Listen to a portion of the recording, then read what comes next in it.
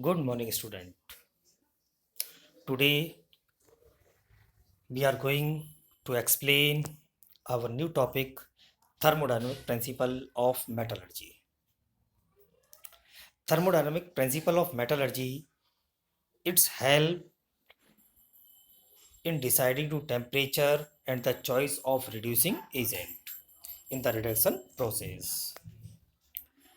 The change in Gibbs energy, it is noted by delta G for any process at any temperature is given by equation delta G is equals to delta H minus T delta S, where delta G is Gibbs energy, delta is H is enthalpy change, T is temperature, and delta S is entropy change.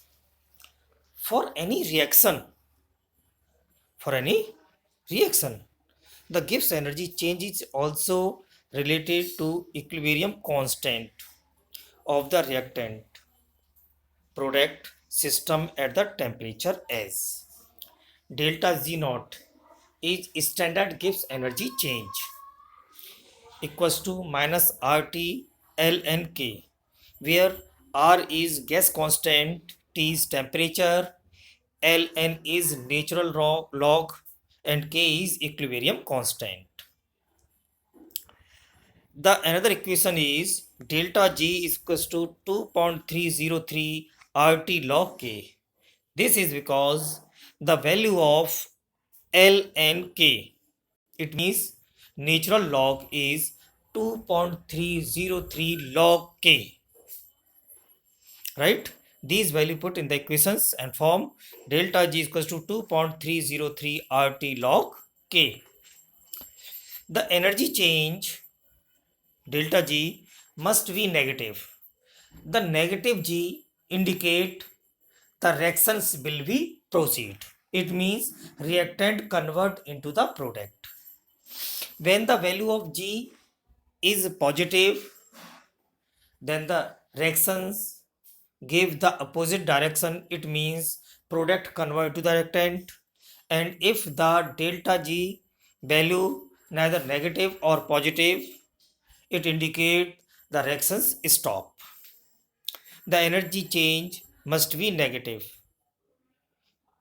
implies a positive K in equation ln K. It is a positive, that positive K in equation, it means the reaction proceed to product. It means the reactant form product. It means the reactions going to a right way, right? And our new topic is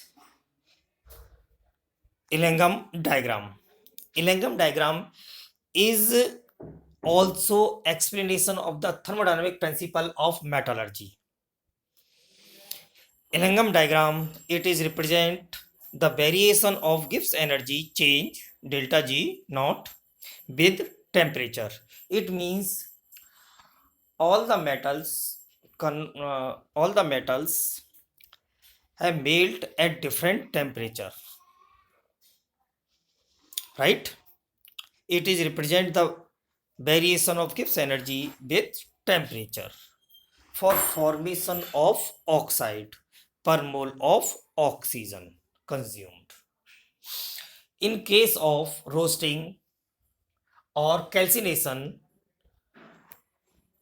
first of all we form metal oxide and then reduction of metal oxide to form metal, right? To formation of oxide per mole of oxygen consumed. This relation of delta G and temperatures give by Elengham diagram. In Elengham diagram, that the two lines for C plus O2 to form CO2 and C plus O2 to form CO. And another way is CO plus O2 to form CO2. These are in the explained in the Elengham diagram, that it is the temperature against delta G.